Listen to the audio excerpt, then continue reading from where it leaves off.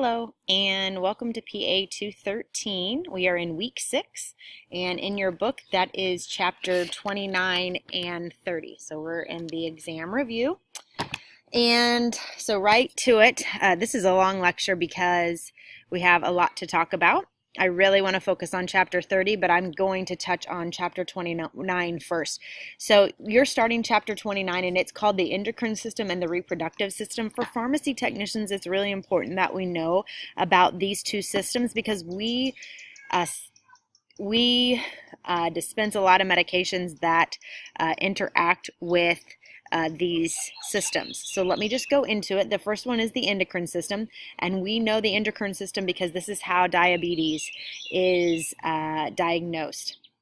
So there are two types of diabetes, type 1 and type 2.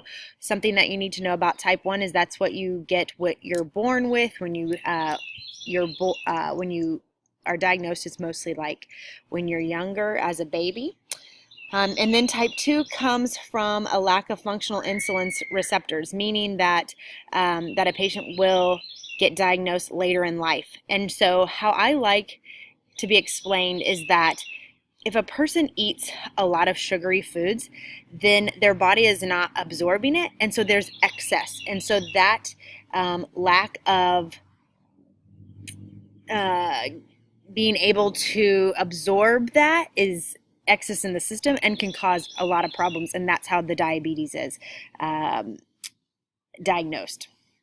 So it is definitely defined in your book, so make sure that you read that. We, as pharmacy technicians, actually dispense insulin to help this, and there are many forms. If you are type 1, you definitely have to have insulin. Rapid acting, short acting, intermediate, long acting, and premixes. The best thing about diabetes 1 right now in medicine is that they have come up with an insulin pump that the patient can wear. And so not only does the patient not have to give themselves a shot, it just automatically does it for them, but they're not testing as much. And so that they aren't feeling like their life is overran by the disease.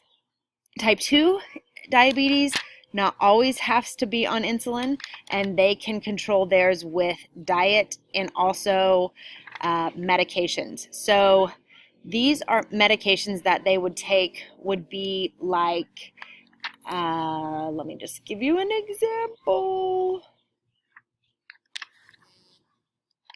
Glyburide, glipizide, metformin. And so these are the ones that end in ACE, and so it tells us that it is part of the diabetic protocol, or diabetes 2. So that's easy to remember. It also talks a little bit about thyroid and hyperthyroidism. Something I want to talk about here is that, remember, if a patient is on Synthroid or Levothyroid, that is the brand they have to be on. And there is no mixing brands. They can't go from Synthroid and you think, oh, they should be on the generic Levothyroid. Well, that actually doses them to a different level. This is when the generic is not the same. So if doctor says has to be on brand name Synthroid, that's what they have to be on. That's what they have to stay on, because it can actually mess with their thyroid level. So that's something to know for your certification test. So make sure that you read that. Going into the reproductive system, talks a lot about birth control medications. Remember that when we are dispensing birth control to women and we are filling an antibiotic, that we have to put a warning label on there that they might have to use another source of birth control while they're on the antibiotic, because most antibiotics will make the birth control not work properly.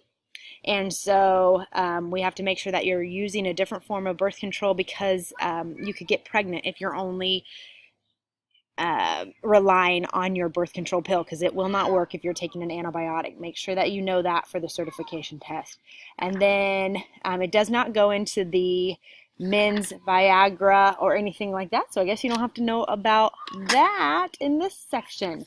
Okay, going to chapter 30, we're talking about vitamins and supplements, and This one, I'm just passionate about it because we, as pharmacy technicians, are always the first to show them where our vitamins and supplements are because we're able to come around the counter and really show them where those medications are.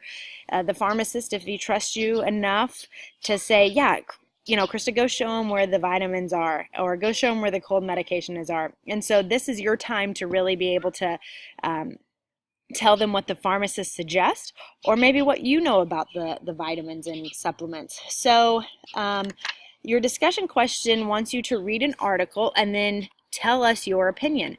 And so I wanted to talk about how that should go in discussion. So how you should state your opinion is, yes, I agree, or no, I disagree, and then show why you don't or why you do with another article, or what you personally do. So I'm going to show you why I disagree with this statement about vitamins not having any source of benefit. I actually take supplements every day. I take what is called Juice Plus, and maybe some of you have heard of it before. My daughter and I both take it. It is, it says on the back, the next best things to fruits and vegetables. So I believe, unlike this article says, that you do not get enough from food. You can eat as much healthy food as you want, but our food is not grown the same as it was 50 years ago. Or like our grandparents didn't have these type of issues because their food was all grown a lot better than ours is today. Unfortunately, even the dirt that we grow our food in does not give us the nutrients that we need. And so I believe taking supplements or, Juice Plus gives us that extra that we're missing, the nutrition that we're missing. The other supplement that I take is called a probiotic, and I would say go get a probiotic, but I think quality matters. So if you go to Walmart and there's a probiotic there and it's been sitting on the shelf for 6 months, it's not good. Probiotics should be refrigerated, I believe, should be refrigerated. They are live cultures like you would get in a yogurt, and so I believe that supplements or vitamins that are higher quality really do help a patient get the added nutrition that they need. And so that is my argument with that article, is that it says that it doesn't benefit you, but I believe that they do. And I gave you my personal experience. So make sure that you answer your discussion question that way.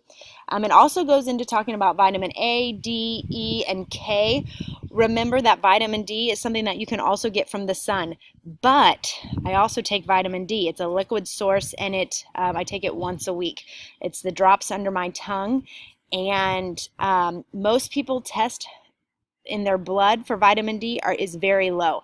Although we live in Missouri, or I live in Missouri, I don't know where you live, but there is not enough sun that we get on our skin, or should get. Sometimes it's not good to stay out in the sun for long.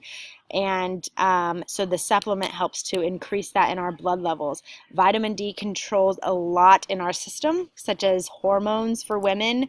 It also helps our immune system. So make sure that you look at that. Vitamin K is a blood thinning. Remember, did I just say that right? I could have just said that wrong.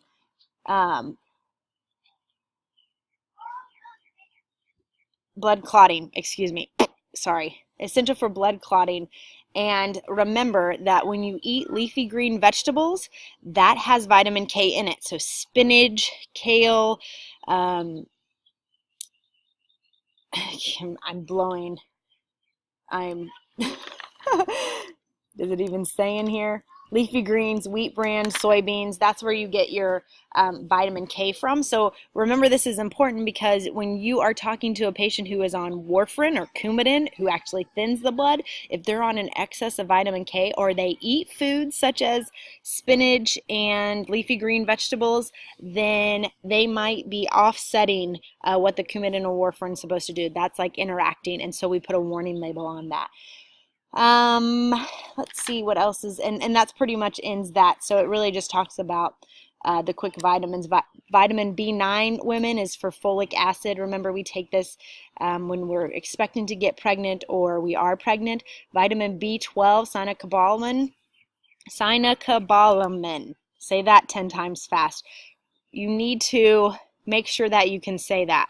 I wish that you guys could call me and tell me or show me how you can say that, but it's cyanocobalamin. It's, if you read it the exact way. So this is usually an injection. When I was working in the inpatient long-term care facility, we had to dispense a lot of this. It helps with mood, actually, and it is great for people who might be a little bit depressed, so they give them vitamin B12. And then they talk about vitamin C, which is, of course, good for colds.